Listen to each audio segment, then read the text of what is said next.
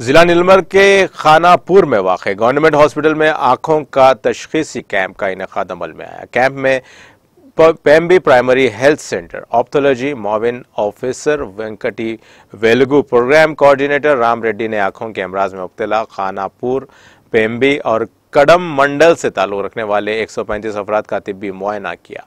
इस दौरान मोतियाबिंद का शिकार 27 बूढ़े लोगों के मुफ्त ऑपरेशन करने के लिए इंतखाब किया गया है।